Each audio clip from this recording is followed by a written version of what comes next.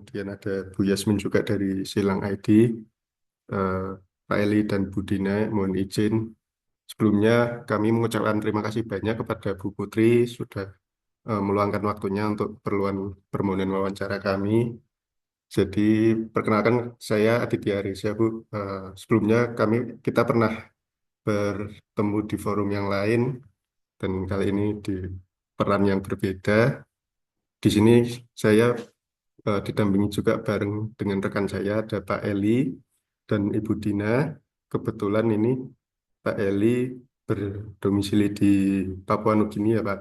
Kemudian Bu Dina di Jepang. Jadi kami memanfaatkan forum diskusi secara daring ini untuk melakukan kegiatan wawancara. Jadi wawancara ini merupakan bentuk dari penugasan mata kuliah Pendidikan Karakter Pancasila Bu Putri yang mencari terkait tema SDG. Nah, kemarin saya sudah mencoba mencari eh, wawasan terkait SDG, kemudian kebetulan karena sudah berkomunikasi dengan Bu Putri dari Silang ID dan menurut hemat saya itu cukup berkaitan dengan SDG, maka tidak ada salahnya untuk kami gunakan sebagai topik diskusi kami, topik laporan kami.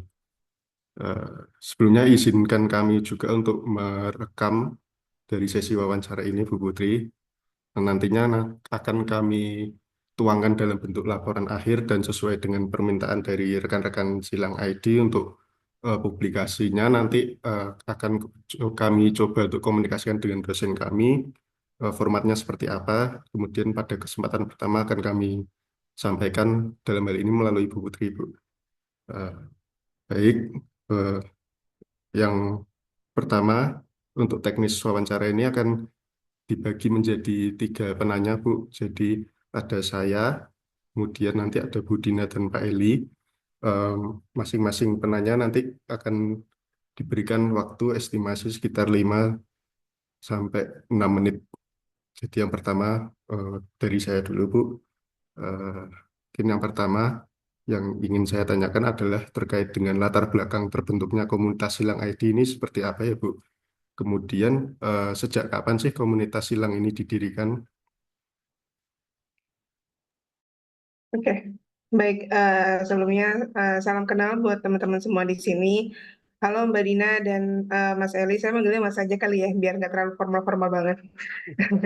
Eh, Ya, saya Putri dari Business Development dari Silang.id. Terkait dengan pertanyaan Mas Reza tadi untuk latar belakang atau profil dari Silang sendiri. Silang ini sebenarnya untuk secara PT itu dari tahun 2019. Secara PT sudah dari tahun 2019, namun inisiasinya dibangun dari Silang itu dari tahun 2014. Di tahun 2014 namanya belum Silang, tapi basisnya masih secara community atau komunitas, di mana komunitas mungkin bisa jadi salah satu pionir, namanya adalah Youth for Difable, di mana emang fokusnya kita untuk menyebarluaskan tentang bahasa isyarat gitu. Dari founder kami, beliau membuat kelas bahasa isyarat pertama kalinya ada di perpustakaan Kemendikbud seperti itu. Nah, jumlah peserta yang datang tuh banyak banget. Kemudian berlanjut makin tahun ke tahun, di tahun 2016 sempat vakum.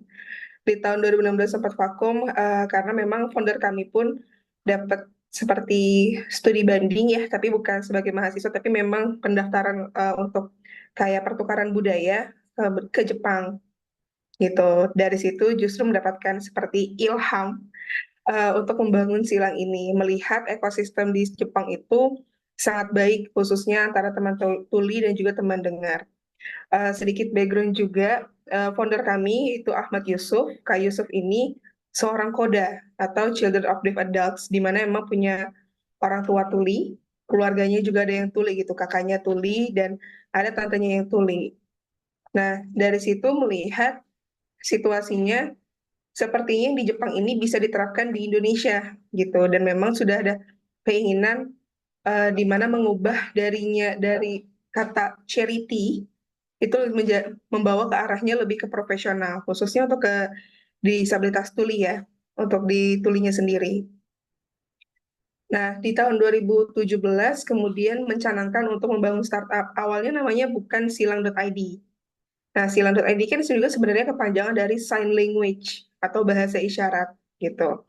Dulu namanya bukan ini, tapi dulu sempat namanya tatap muka, MOOK, tatap muka. Nah, kemudian eh, di tahun 2019 mengikuti salah satu inkubasi dari Kominfo, namanya Gerakan 1000 Startup.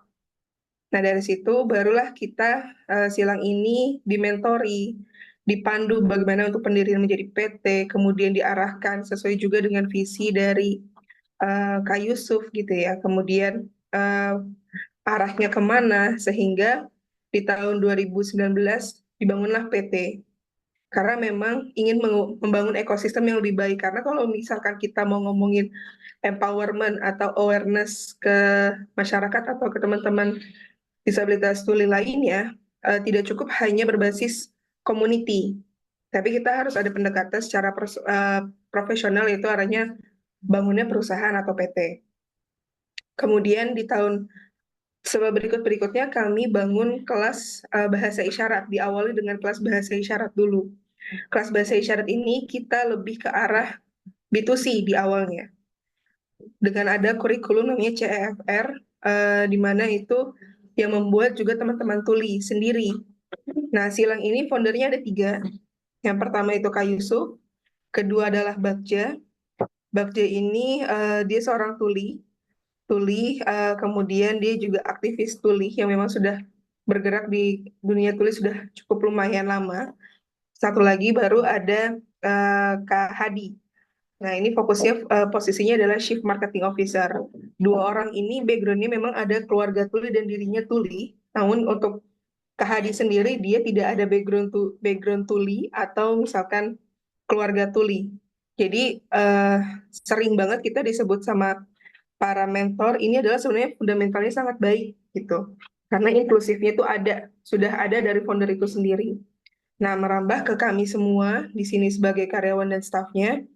Kita di sini pun juga tidak hanya ada teman dengar, tapi juga ada teman tuli. GA kita yang mengurusi semua di dalam kantor ini juga tuli. Kemudian komuniti strategis kami pun juga tuli. Sehingga di sini pun sudah semakin kuat gitu. Ditambah lagi orang-orang di sini pun punya latar belakangnya masing-masing. Di secara internal kami punya 4 juru bahasa isyarat secara internal yang memang backgroundnya sebagai juru bahasa isyarat juga dan memang sekarang ini pun mengambil posisi untuk sebagai administrasi, koordinasi, head dan yang lainnya. Dan juga ada teman-teman yang lainnya kayak gitu. Jadi ini mungkin Silang sebagai salah satu perusahaan atau startup yang memang menjunjung tinggi inklusivitas. Itu sih mungkin Mas Reza.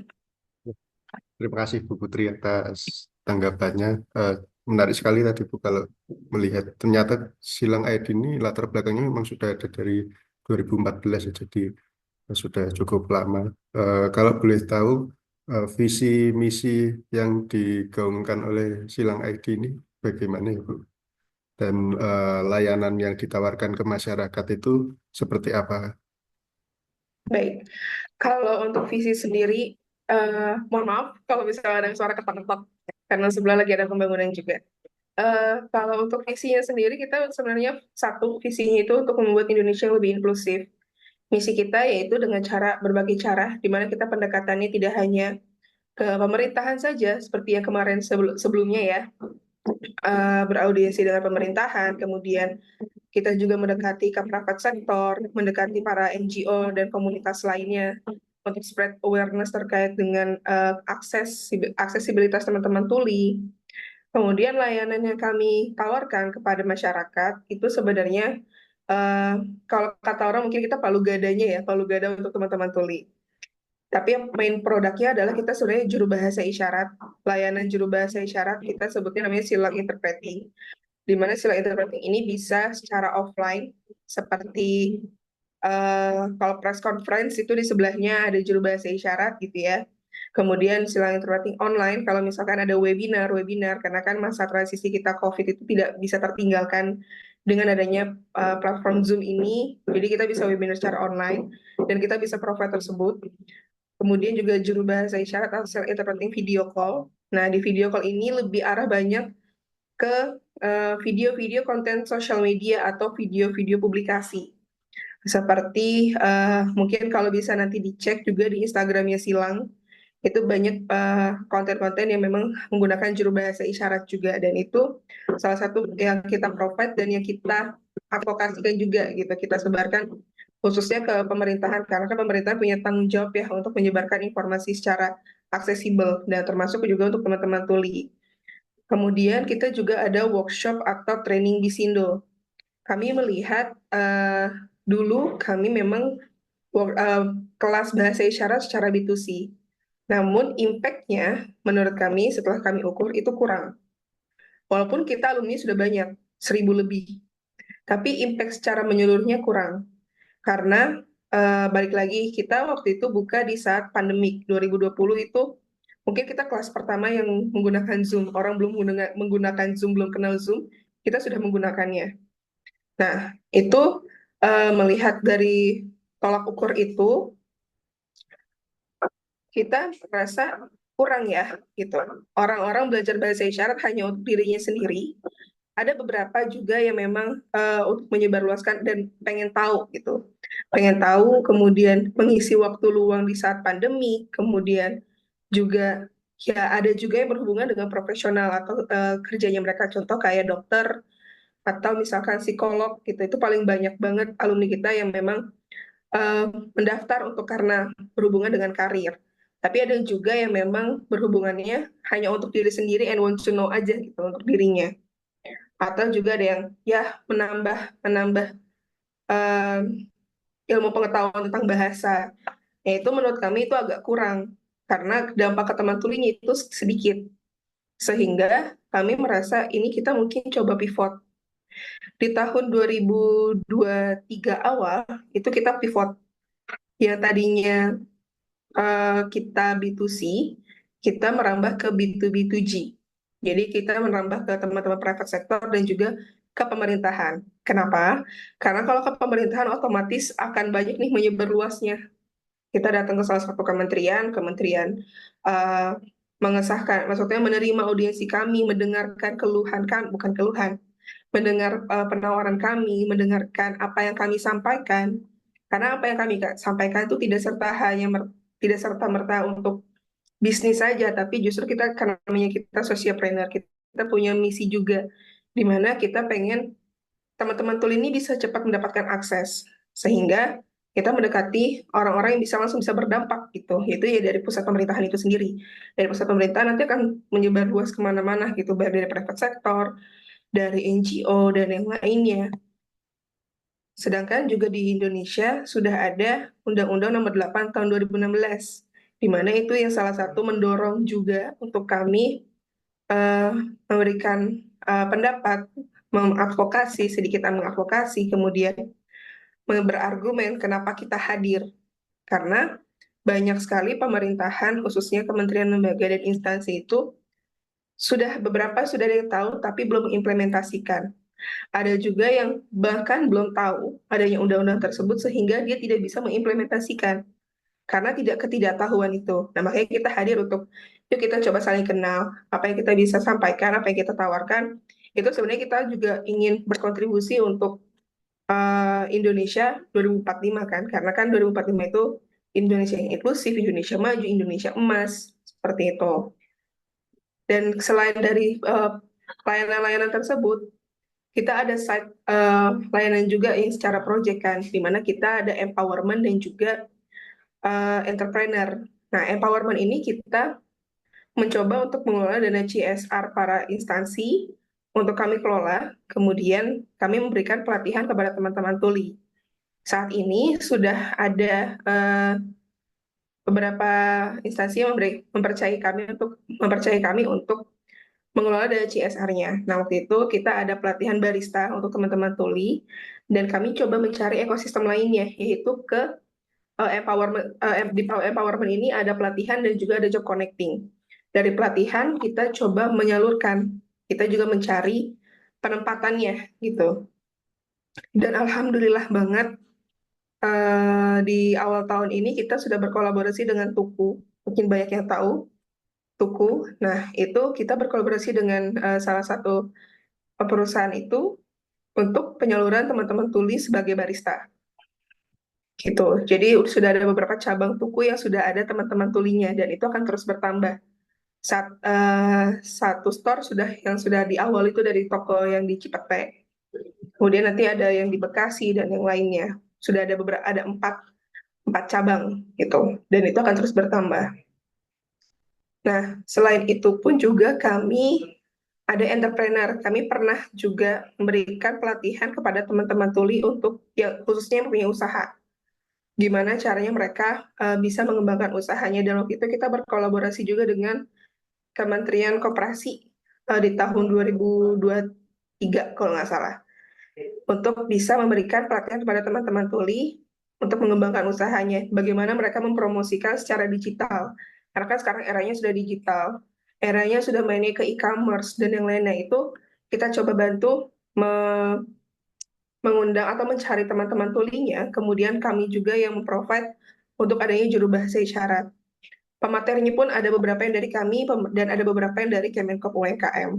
Jadi saling bersinergi tuh untuk memberikan pelatihan tersebut kepada teman-teman tuli.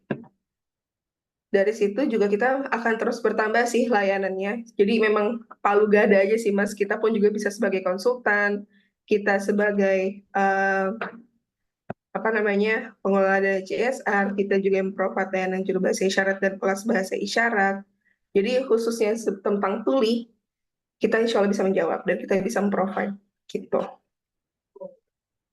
Terima kasih Bu Putri. Eh, Sangat komprehensif Bu tadi jawabannya. Memang sebagaimana diamanatkan dalam Undang-Undang Nomor 25 Tahun 2009 bahwa layanan publik yang diharapkan oleh masyarakat salah satunya adalah layanan inklusif. Dan layanan inklusif ini menjadi salah satu topik yang saat ini sedang hangat diperbincangkan, khususnya di Kemenpan RB juga Bu. Eh, Kemudian kalau boleh tahu terkait dengan juru bahasa isyarat yang ada di Silang ID, itu kira-kira bagaimana ya Bu? Misal ada orang yang mau mendaftar sebagai juru bahasa isyarat, apa saja sih syarat yang diperlukan? Apakah misal harus tersertifikasi seperti apa? Kira-kira seperti itu Bu. Jin. Baik, sekarang di Silang juru bahasa isyarat sudah ada 60 lebih, 60, sorry, sudah ada 74. Sudah ada 74 juru bahasa isyarat yang tersebar di seluruh Indonesia. Tidak hanya di Jakarta saja, tapi seperti di Jogja, Malang, NTT pun sudah ada gitu. Terkait dengan rekrutmennya, teman-teman juru bahasa isyarat ini memang ada beberapa tahap kita membuka rekrutmen itu bisa close recruitment dan open recruitment. Yang open recruitment itu ya kita terbuka di sosial media siapa yang mau masuk ke dalam ekosistem kita sebagai juru bahasa isyarat. Nah, nanti di situ kita filter. Biasanya kita memang ada persyaratannya di mana persyaratan itu misalkan contoh sudah bisa berisyarat atau sudah menjadi juru bahasa isyarat kurang lebih 1 tahun menjuru bahasakan. Itu minimal banget, minimal 1 tahun. Kemudian adanya pengakuan dari teman-teman tuli gitu. Adanya dia sertifikasi sudah ikut kelas belajar Bisindo di mana gitu kan. Karena kan memang takutnya tidak bisa harus serta-merta di Silang, tapi ada beberapa yang di daerah-daerah lainnya kan ada yang membuka kelas bahasa isyarat, entah itu dari komunitasnya atau seperti apa. Nah, itu yang kita coba tanya dan siapa mentor tulinya. Selama dia menjuru bahasakan, kita tanya siapa mentor tulinya. Itu menjadi salah satu penilaian gitu. Kemudian setelah dari situ itu akan mungkin secara administrasi, nanti akan ada secara skill, nanti akan ada asesmennya sendiri yang berbeda. Ini mungkin salah satu yang berbeda dengan yang lainnya gitu. Kita punya asesmen yang cukup ketat. Kalau kata teman-teman mitra itu mungkin kita yang paling ketat karena berlapis-lapis tesnya gitu. Dan asesmen ini kita dinilai sama teman tulinya sendiri, teman tuli kita yang ada di sini gitu. Baik itu nanti mitra edukator kami atau memang teman tuli yang ada di internal sendiri karena memang kita ada dua ada 3 tuli dan 2 yang memang berkompeten untuk menilai itu gitu. Itu yang untuk merekrut. Kemudian tadi menyinggung soal sertifikasi, ini mungkin sering banget ditanyakan oleh beberapa lembaga atau instansi yang ingin meng-hire atau mau mempergunakan jasa juru bahasa isyarat. Di Indonesia saat ini belum ada sertifikasi secara nasional. Namun secara lembaga itu masih memungkinkan. Ada yang bentuknya memang sertifikat, ada yang bentuknya surat keterangan atau surat rekomendasi. Itu masing-masing lembaga ada gitu. Dan di Silang sendiri pun kita punya sertifikatnya sendiri, khususnya untuk mitra yang ada di Silang. Tapi bukan secara nasional, namun ini bisa dipertanggungjawabkan karena memang dari kami sendiri. Dan kami dari mitra tulinya sendiri gitu, dan ada tuli-tuli yang lain yang menilai. Jadi apa namanya, itu bisa dipertanggungjawabkan. Jadi belum ada secara nasional karena memang LSP terkait dengan profesi juru bahasa isyarat untuk disertifikatkan tuh belum ada Mas. Ya itu mungkin jadi salah satu tantangan sebenarnya untuk dunia penjuru bahasa isyaratan. Karena kan saya juga seorang juru bahasa isyarat ya, mengawali dunia karir saya pun juga sebagai juru bahasa isyarat dan itu memang sangat sulit gitu. Baik, terima kasih Bu Putri atas jawabannya. Mungkin eh, dari saya mungkin pertanyaannya cukup itu saja Bu. Apabila ada kesalahan dalam mengucapkan kata, saya mohon maaf. Mungkin selanjutnya akan dilanjutkan oleh Bu Dina, tapi sebelumnya tadi kalau nggak salah saya lihat ada notifikasi itu ya, dalam 10 menit end meeting di room ini. Eh, apakah mau bikin room baru atau gimana, Bu ya Dina? Izin.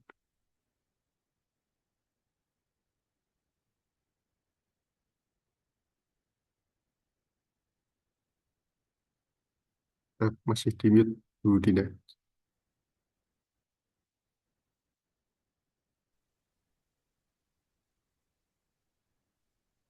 Kalau dibuat room baru, berarti cuma tinggal berdua, berdua doang gitu ya? Iya, Kayaknya nggak apa-apa deh kalau di sini aja, biar nggak ribet buat room baru lagi.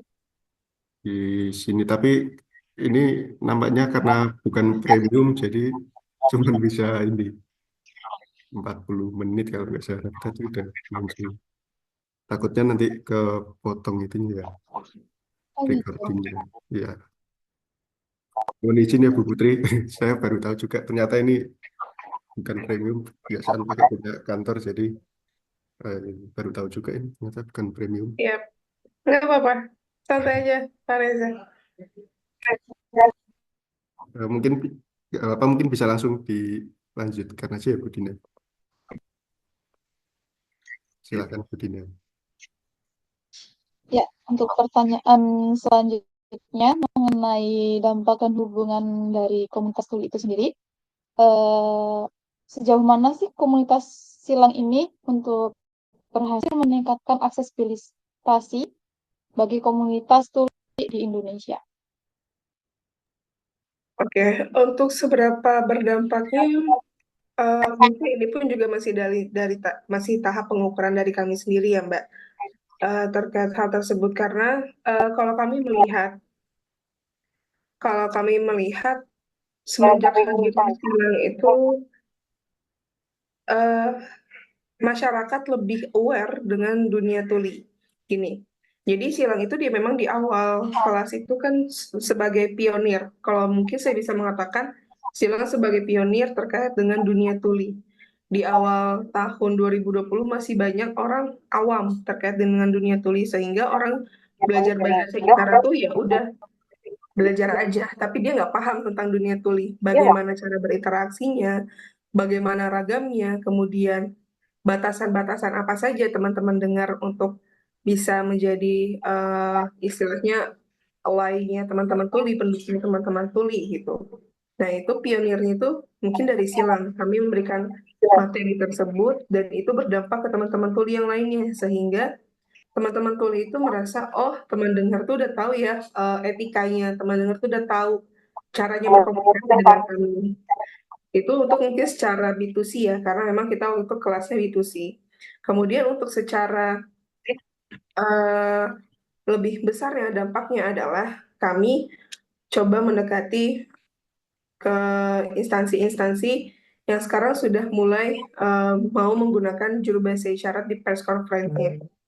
Nah, dari situ teman-teman tuh jadi tahu informasi-informasi apa saja yang yang istilahnya yang sebelumnya mereka belum ketahui, sekarang dia ketahui. Salah satu contohnya adalah dari Diskominfotik DKI Jakarta, dia memberikan salah satu video yang memberikan fokus untuk diberikan kepada teman-teman tuli. Keseluruhan informasinya diberikan kepada teman-teman tuli dengan cara mereka buatkan video dan juru bahasa isyaratnya dari kami. Kayak gitu. Kemudian selain dari situ, pers conference saat ini juga beberapa yang sudah kami dekati lembaganya sudah mau berkolaborasi dan bersinergi dengan kami untuk sebagai juru bahasa isyarat sehingga teman-teman tuli jadi tahu apa yang disampaikan saat press conference. Kedua, dari sosial media. Dari sosial media mungkin akun Silang ini sebagai salah satu akun yang banyak di-follow oleh teman-teman tuli. Karena Silang ini memberikan konten-konten yang bervariasi. Ada konten edukasi, ada konten yang memang sifatnya hiburan, dan yang lainnya. Nah, konten edukasi ini atau pemberitaan yang sangat-sangat ditunggu oleh teman-teman tuli. Karena kita ada salah satu segmen di mana namanya eh, bilang atau berita silang. Kita merangkum ada insiden apa sih di hari-hari itu atau dalam satu minggu itu ada informasi apa gitu. Dan kami merangkumnya dengan adanya infografisnya, kemudian juga ada si juru bahasa isyaratnya. Dan itu salah satu yang ditunggu-tunggu oleh teman-teman tuli karena mereka menjadi tahu. Ketiga, kita kadang-kadang suka riding the trend. Riding the trend-nya adalah di mana ada informasi yang darurat atau informasi yang penting banget dan harus teman-teman tuli ketahui. Kita menginisiasi untuk menambahkan juru bahasa isyarat. Contohnya kemarin di saat ada press conference dari Kemenkes gitu ya. Namun memang belum ada juru bahasa isyarat yang secara offline di belakangnya atau di sampingnya yang membantukan informasi. Kami menginisiasi hal tersebut dengan adanya menambahkan juru bahasa isyarat di atas konten tersebut. Jadi kita coba upload ulang gitu, tapi ada juru bahasa isyaratnya. Nanti mungkin saya sedikit share mungkin ya Mas Reza, konten-kontennya itu seperti apa. Nanti akan saya coba share. Terus kemudian saat ini kami alhamdulillah sudah banyak dikenal oleh dari instansi lembaga pemerintahan sebagai aksesibilitas penyedia aksesibilitas untuk teman-teman tulis sehingga lembaga instansi lainnya pun mencoba menghubungi kami untuk bisa berkolaborasi dalam mengimplementasikan khususnya seperti yang tadi disampaikan layanan yang inklusif, informasi yang inklusif juga gitu. Itu banyak sekali dan dampaknya ke teman-teman tuli. Di sisi lain kami juga ada secara community strategis kami mendekati ke teman-teman community lainnya untuk bisa membuat satu kolaborasi di mana kolaborasi ini mungkin jarang dilakukan atau jarang ada. Salah satu contohnya adalah kami berkolaborasi dengan satu ya yayasan community tentang perdamaian namanya Global Peace Foundation. Nah, kami mengajak teman-teman tuli itu keluar dari rumah untuk ikut berjalan-jalan. Ikut berjalan-jalannya adalah mereka tahu tentang sejarahnya katedral, mereka juga tahu sejarahnya Masjid Istiqlal, sehingga menanamkan ilmu toleransi juga buat mereka. Dan testimoni dari mereka adalah ini pertama kalinya mereka bisa ikut acara seperti ini, karena kita kan juga tahu ya akses untuk ke masing-masing rumah ibadah itu mungkin agak worry gitu kan, ada stigma atau ada kekhawatiran dan yang lainnya gitu. Akhirnya ini menjadi salah satu, oh teman-teman tuli itu suka dengan acara seperti ini, dan memang campaign kita juga adalah mengajak tuli keluar rumah dengan cara memberikan akses di setiap acaranya. Nah, selain itu pun juga yang paling terbesar mungkin adalah kolaborasi kita dengan Museum Macan. di mana Museum Macan ini ada video guideline juru bahasa isyarat terkait dengan pameran-pamerannya. Jadi teman-teman tuli itu saat datang, mereka bisa menikmati pameran tersebut, ini tuh apa, tapi melalui dengan juru bahasa isyarat kayak gitu. Kurang lebih sih mungkin kayak gitu. Nanti mungkin kalau aku baru ingat lagi aku tambahkan ya, Mbak Dina.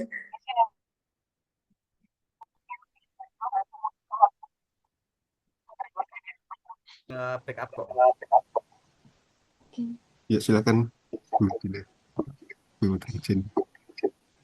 Iya. Baik, untuk pertanyaan selanjutnya yang tadi terpotong, bentuk umpan balik seperti apa saja yang biasanya diterima oleh silang ID dari layanan yang telah diberikan? Umpan baliknya ini dari klien kah atau dari teman tuli, Mbak Dina? Dari klien dan juga dari teman tuli juga. Oke, kalau dari klien, alhamdulillah banyak yang menanggapinya atau memberikan feedbacknya sangat positif gitu ya terhadap pelayanan kami, khususnya dari cara kami membalas pesan kepada mereka yang cukup fast respon dari kami. Kemudian secara administratif pun kami juga bisa memenuhi persyaratan dari mereka sehingga memudahkan mereka untuk menggunakan jasa kami. Kemudian yang paling banyak pun juga dari setiap kami training Bisindo atau workshop Bisindo, banyak sekali peserta yang ikut pelatihan pun juga sangat puas dengan sistem pengajaran dari kami, cara kami mengajar, materi, dan yang lainnya itu sangat puas, sehingga ada beberapa yang recurring, istilahnya mereka menggunakan lagi atau memesan lagi gitu.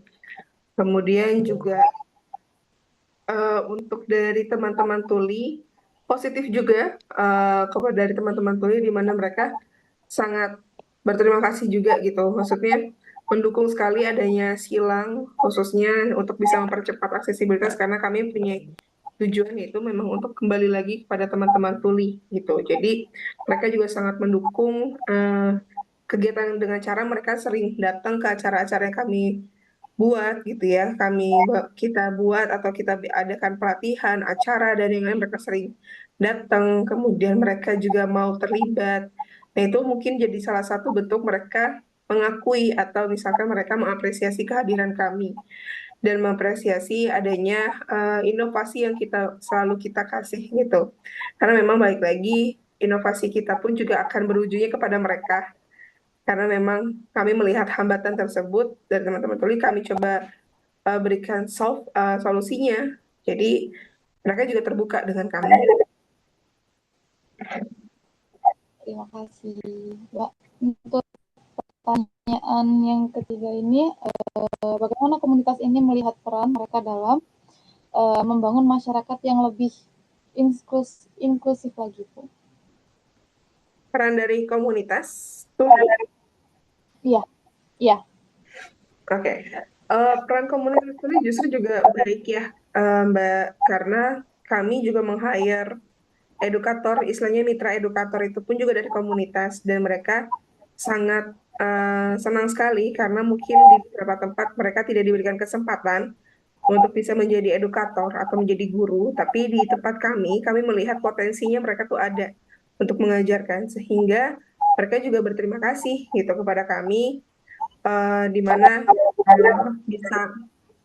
kami bisa juga menambahkan salah satu pemasukan ekonomi buat mereka dengan cara mengajar bahasa isyarat. Selain itu, dari mereka pun juga merasa diperhatikan gitu ya, diperhatikan baik dari aksesibilitasnya, kebutuhannya, didengarkan apa yang mereka ingin sampaikan, karena kami juga memperjuangkan sama dengan apa yang mereka juangkan, itu terkait dengan Bisindo, terkait dengan aksesibilitas, terkait dengan pelibatan mereka. Nah, itu selalu mereka sampaikan juga gitu, dan mereka juga sering kami libatkan sehingga mereka merasa ya kita tidak sendiri, cuman silang aja, tapi kita melibatkan mereka juga untuk ikut di acara-acara tersebut gitu. Baik, Ibu. Ini pertanyaan terakhir mungkin di luar dari konteks pertanyaan-pertanyaan sebelumnya. Saya kan suka K-drama ya, Bu ya. Terus akhir-akhir ini tuh ada salah satu K-drama yang lagi boomingnya itu kayak dia itu tentang juru bicara Juru sama ya bahasa isyarat. isyarat gitu. Iya. Iya. When the phone ringing ya. Mungkin ibu juga tahu kayaknya ya. Iya. Iya. Nah, ini mungkin kayaknya saya juga awam ya tentang bahasa isyarat. Apakah bahasa isyarat di seluruh dunia itu sama? Berbeda? Karena di drama sebelumnya juga ada salah satu drama yang menceritakan tentang bahasa isyarat, tapi itu berkomunikasinya tuh sama orang luar negeri gitu. Oke. Sebenarnya kalau ini lebih akan baiknya tulis sih yang menjawab. Cuman coba saya bantu jawab. Kalau untuk bahasa isyarat sendiri, kita selalu menggaungkan bahasa isyarat ini bukanlah bahasa universal. Otomatis dari masing-masing negara itu berbeda. Karena ini dari mentor saya mengatakan, dia teman tuli yang memang lulusan komunikasi juga dan meneliti bahasa itu ada unsur budayanya, sehingga tidak bisa disamaratakan. Masing-masing negara itu kan budayanya berbeda ya, dan itu mempengaruhi juga untuk menimbulkan si bahasa isyarat atau gerakan isyarat itu sendiri gitu. Jadi agak berbeda, eh, lebih berbeda gitu. Dari masing-masing negara itu berbeda. Dari Indonesia, Korea itu berbeda, Indonesia, Jepang, Jepang, kemudian Cina, kemudian yang lain itu berbeda. Nah, di Indonesia sendiri pun, kita pun mungkin aku menyebutnya adalah bervariasi. Ada perbedaan-perbedaan juga gitu, karena memang sama lah kayak dengan bahasa daerah. Daerah kan berbeda-beda ya. Nah, itu juga sama dengan bahasa isyarat di masing-masing daerah pun bervariasi gitu gerakannya. Sehingga yaitu bahasa isyarat bukanlah bahasa universal. Jadi masing-masing negara pasti akan berbeda-beda. Baik, terima kasih Bu. Sama-sama. Kan pertanyaan selanjutnya dari Bapak Eli.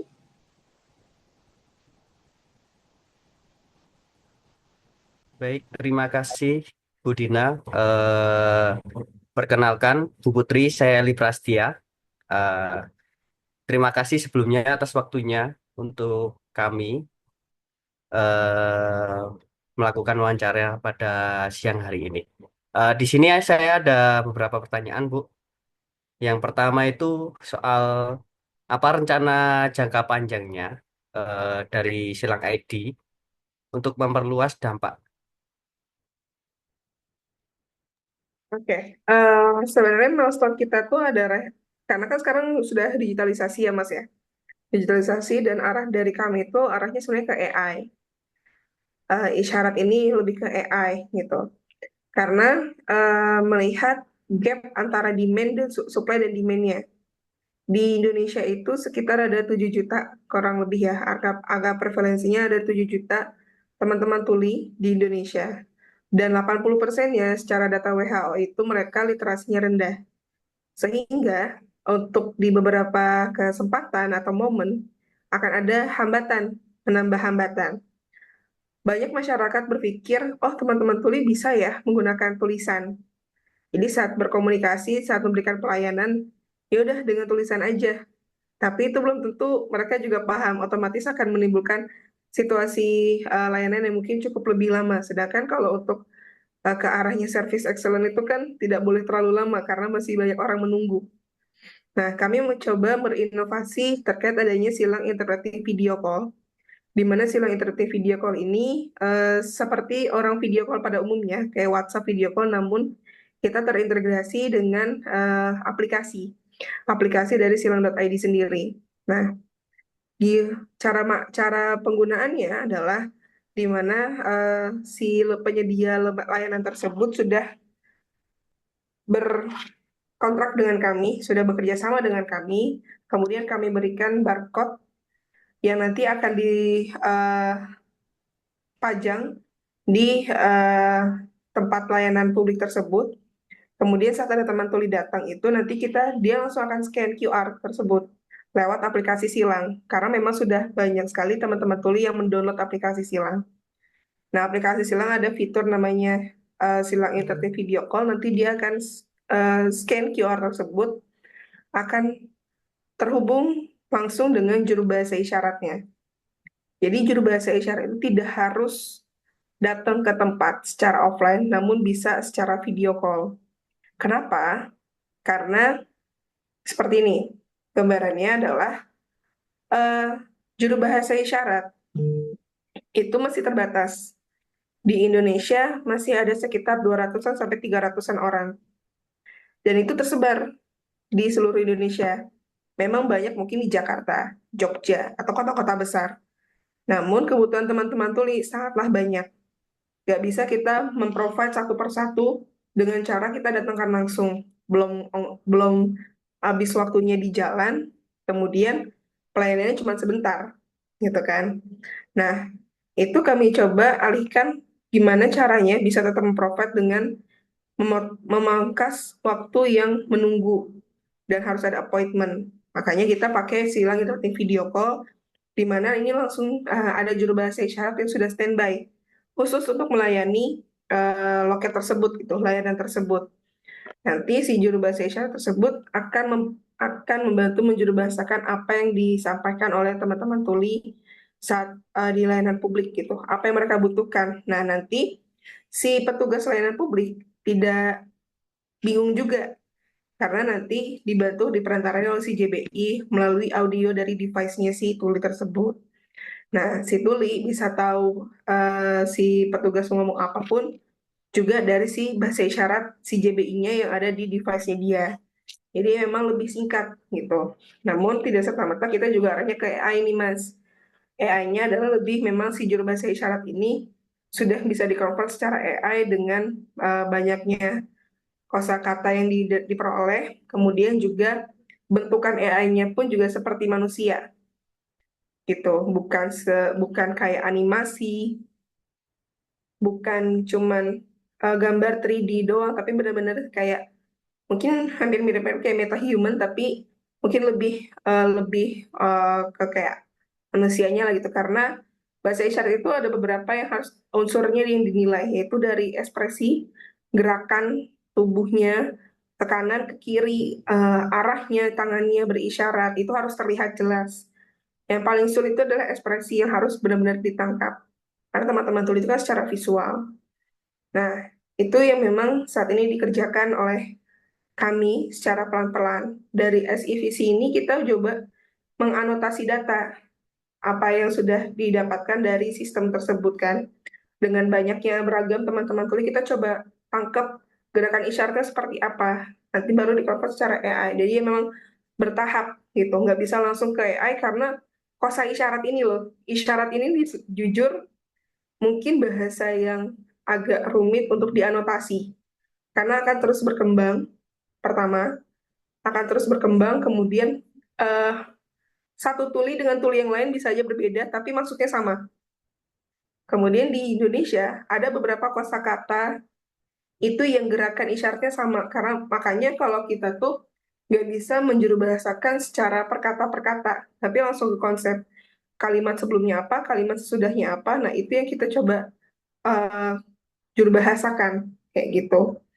Nah, saat ini pun juga banyak permintaan dari klien-klien kami pun terkait dengan website yang inklusif. Kami mencoba memenuhi hal tersebut untuk adanya website inklusif, karena mungkin di beberapa kementerian sudah ada ya kayak kolom disabilitas. Tapi kalau dicek itu hanya biasanya atau itu bisa diakses oleh teman-teman netra, disleksia dan grahita. Teman-teman tuli belum termasuk. Karena apa? Banyak orang-orang yang masih memprasangkanya adalah tuli kan bisa baca. Tuli masih bisa membaca. Sedangkan dari perspektif kami, ada tuli yang bisa membaca, ada tuli yang tidak bisa membaca. Istilahnya buta huruf dalam arti dia membaca doang bisa, tapi memahami konteksnya dia tidak bisa. Karena perbedaan bahasa tersebut, bahasa ibunya mereka adalah bahasa isyarat. Sehingga yang harus di-provide adalah si juru bahasa isyarat ini gitu. Ini yang saat ini banyak dipertanyakan dan ini yang sering kita juga kasih konsultasikan dan kita provide dulu gitu. Itu sih arahnya ke sana, Mas Eli. Baik Bu, terima kasih.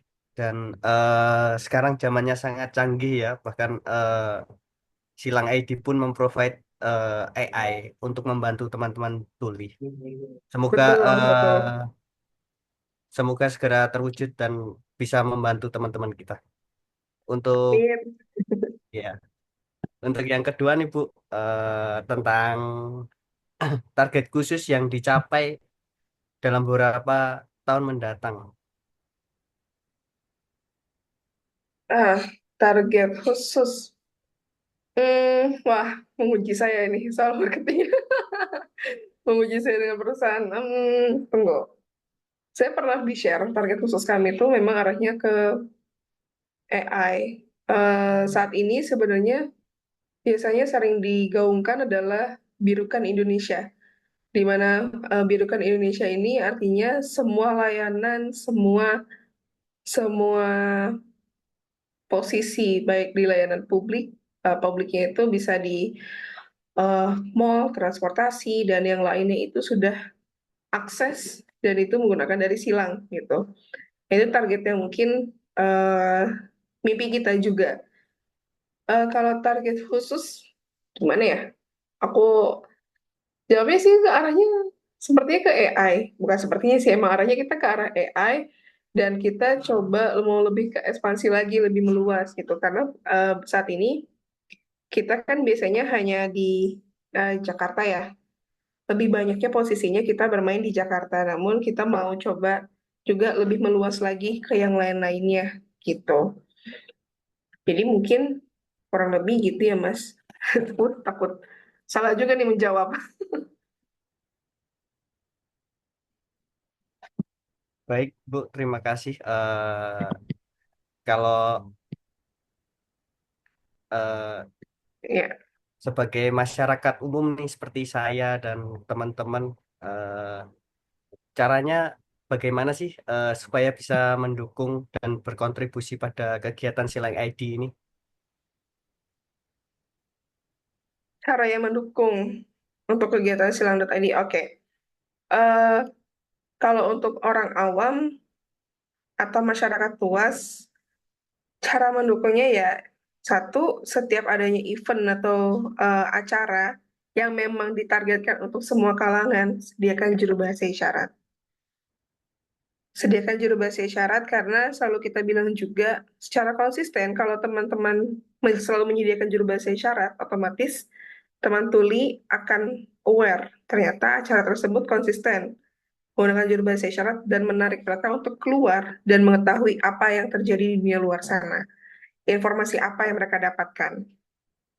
Kemudian kalau mau kalau ada informasi belajar bahasa isyarat boleh juga. Kadang-kadang kami di per kuartal itu suka ada workshop secara gratis. Nah, itu salah satu media di mana kami ingin masyarakat bisa mengetahui, aware dengan teman-teman disabilitas tuli, khususnya apa yang mereka butuhkan, apa yang biasa mereka gunakan, gitu kan, seperti apa budayanya mereka, itu yang biasa kita share. Kemudian eh, di setiap pembuatan video, konten, bahan publikasi, dan yang lainnya, sertakanlah akses untuk mereka, yaitu aksesnya adalah closed caption dan juga juru bahasa isyarat. Kita selalu mengatakan ini hal yang tidak bisa dipisahkan. Keduanya itu sangatlah penting untuk akses. Karena baik lagi, tuli itu tidak tuli. Tidak hanya tuli yang dari lahir saja, tapi ada tuli yang tidak dari lahir. Otomatis bahasa ibunya mereka adalah bahasa Indonesia. Bukan langsung bisa langsung berbahasa isyarat. Sehingga nggak cuma misalkan bahan publikasi, udah JBI aja. Itu tidak cocok juga gitu. Karena ada teman tuli yang dia masih belum mengerti bahasa isyarat. Tapi ada yang mengatakan, udah JBI, nggak usah pakai JBI, pakai tulisan aja, tuli kok toh bisa baca. Nggak semua tuli itu bisa memahami konteks dari bacaan yang mereka baca. Jadi dibutuhkan juru bahasa isyarat sehingga selalu adanya akses itu di setiap bahan publikasi konten. Makanya kita juga sering banget bilang ke para instansi, tolong di sosial medianya disertakan hal tersebut karena itu hal yang paling mereka incar. Teman-teman tuli itu behaviornya adalah menggunakan sosial media. Mereka sering live TikTok, live Instagram, melihat scrollingnya TikTok, Instagram. Tolong bahan informasi yang mau di-share itu harus ada akses tersebut gitu. Terus, apa lagi ya? Kalau membuat acara, kalau mau ingin membuat satu acara yang berhubungan dengan teman-teman tuli, libatkan orang-orang seperti kami. Karena kalau dari kami, khususnya dari Silang, ya bukan saya yang nanti akan maju, tapi co-founder kami yang akan maju. Di mana mereka nanti akan menjelaskan tentang perspektif dari tuli itu sendiri kalau membuat acara itu seperti apa, yang inklusif. Itu sih mungkin, Mas Eli. Baik, Bu. Terima kasih. Untuk pertanyaan terakhir, jika ada satu pesan, Bu, yang ingin disampaikan kepada kami, masyarakat luas tentang juru bahasa isyarat dan komunitas tuli. Silakan.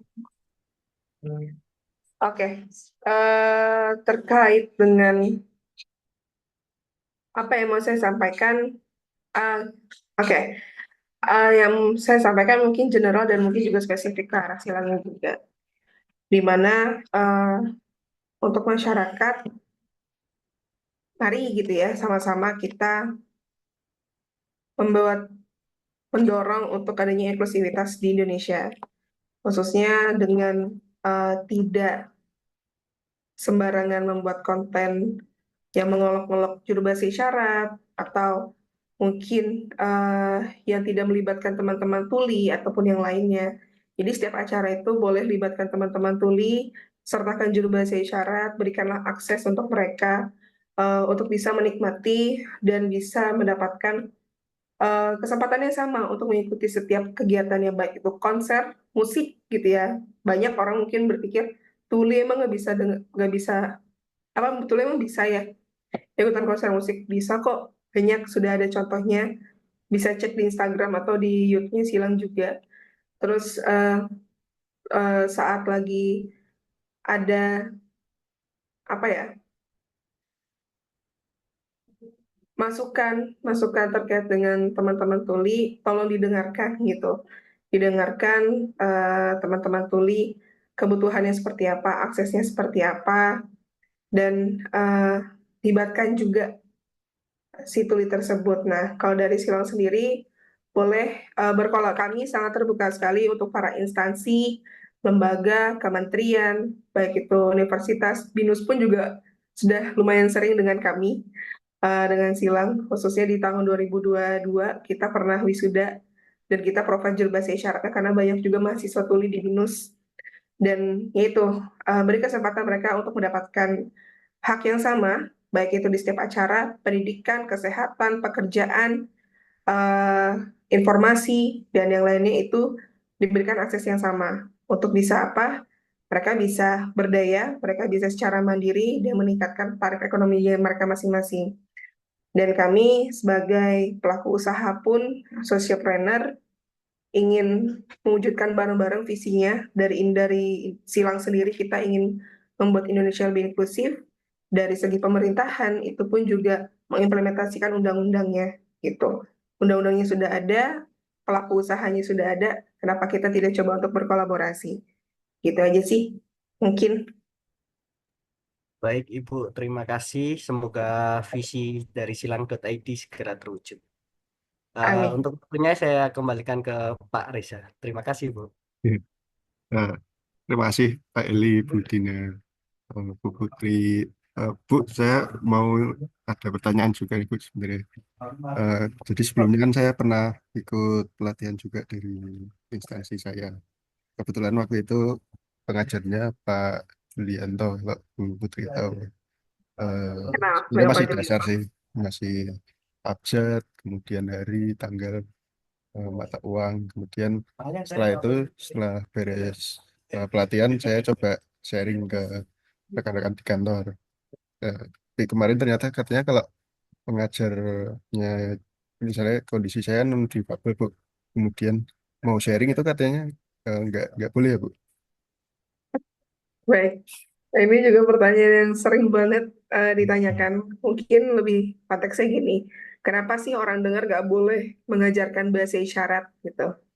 Nah, sebenarnya kalau ini perspektif saya pribadi ya, secara dari saya sendiri. Em, Kalau dari saya, saat ini memang bukan nggak bisa, tapi mungkin belum. Hmm. Karena di Indonesia belum ada jurusan khusus bahasa isyarat. Belum ada. Secara pendidikan, universitas tuh belum ada yang namanya jurusan bahasa isyarat. Rata-rata mungkin dari PLB, kemudian PLB diajarkan isyarat untuk pendidikan saja. Gitu. Bukan isyarat juga, tapi sistem. Nah, memang tidak menyarankan untuk orang dengar itu mengajarkan bahasa isyarat. Dikhawatirkan justru memperpanjang tangan kesalahan posisi, gerakan, letak, dan yang lainnya. Diarahkan untuk belajar bahasa isyarat bisa ke teman-teman tulinya langsung. Kenapa? Karena mereka sebagai user yang menggunakan bahasa isyarat itu sendiri. Sehingga menghindari miskomunikasi atau misperspektif dari gerakan isyarat itu sendiri atau maksud atau konsep. Jadi memang baiknya dari teman-teman tuli. Nah, teman-teman tulinya pun teman-teman tuli yang memang mempunyai kemampuan juga untuk mengajar karena nggak semua teman tuli pun bisa mengajar gitu. Ya minimal kalau untuk abjad itu masih banyak lah yang mengerti. Tapi ada beberapa yang mungkin eh, mereka ya sama, padahal ada beberapa yang teman-teman tuli yang masih belajar juga melihat dari yang lainnya, tapi banyak juga teman-teman tuli yang secara alami memang sudah menggunakan bahasa isyarat. Kami biasanya merekomendasikan untuk belajar jangan dari YouTube, tidak diperkenankan untuk belajar dari YouTube karena di YouTube pun juga banyak orang dengar yang mengajarkan atau membuat konten hal tersebut. Kita nggak tahu mereka itu tuli beneran atau tidak, karena kadang-kadang kontennya di mute gitu ya, fokus cuma untuk gerakan isyaratnya saja. Jadi khawatir ada kesalahan dan teman-teman jadi bingung. Ini mana nih yang benar? Ditambah kalau cari di Google mungkin akan bilangnya ya bahasa isyarat itu ada dua, ada Bisindo dan juga ada CB. Padahal dari perspektif teman-teman tuli, bahasa isyarat itu hanya ada satu, ada dua di Indonesia yang diakui, yaitu bahasa isyarat Indonesia, Bisindo, dan bahasa Bengkala, atau itu biasanya bahasa isyarat yang digunakan oleh masyarakat tuli yang ada di desa Kolok di Bali, karena itu berbeda sekali dengan Bisindo. Itu yang ada, itu yang sebenarnya faktanya. Nah, untuk Bisindo sendiri hanya satu nih, walaupun bervariasi, mungkin Bisindo versi Jakarta, Jawa Barat, dan yang lainnya. Nah, kalau teman-teman tidak belajar dengan teman tulinya langsung, bingung nanti, oh kok ini beda ya sama yang diajarkan sama orang dengar ini. Nah, itu makanya kita tidak menyarankan hal tersebut. Kami biasanya menyarankan untuk di sosial media yang sudah terpercaya aja. Dari Silang sendiri kita ada beberapa konten yang terkait dengan belajar bahasa isyarat dan biasanya mengajarkan teman-teman tulinya langsung, atau bisa dari aplikasi kami juga, di aplikasi Silang juga sudah ada, dan itu tag video pembelajarannya pun juga teman tuli yang mengajarkan gitu. Jadi tidak menyarankan dengan orang dengar, selaku saya pun juga juru bahasa isyarat yang kerjanya juga menggunakan bahasa isyarat, saya pun tidak tidak bisa mengajarkan gitu karena saya belum berkompeten hal tersebut. Tugas saya adalah menjuru bahasakan, bukan mengguru gitu. Baik Bu Putri. Terima kasih Bu telah menjawab curiosity saya. Saya jujur kemarin malah baru tahu juga tuh pas dikasih tahu terkait hal tersebut. Mungkin itu saja sih Bu pertanyaan dari kami bertiga. Sebelumnya kami mengucapkan terima kasih banyak atas kesediaan waktunya, atas sharing informasinya. Tentunya kami akan menggunakan informasi yang sudah Ibu Putri bagikan dengan penuh tanggung jawab dan komitmen dalam penyelesaian tugas laporan mata kuliah pendidikan karakter Pancasila kami Em, Apabila ada kesalahan dalam pengucapan kata atau perilaku yang kurang berkenan, kami mohon maaf sebesar-besarnya. Eh, Sesi wawancara siang hari ini kami cukupkan. Kami ucapkan terima kasih. Terima kasih. Terima kasih Mbak Ibu. Sama-sama. Terima kasih juga Mas Reza, Mas Eli, dan Mbak Dina. Sama-sama. Ya, Izin live ya. Terima kasih. Silakan Ibu. terima kasih. Izin end meeting ya guys. Nanti nanti link recordingnya saya ini ya, saya share di grup ya. Terima kasih atas kolaborasinya. Selamat melanjutkan aktivitas teman-teman. Terima kasih. Terima Terima kasih. kasih.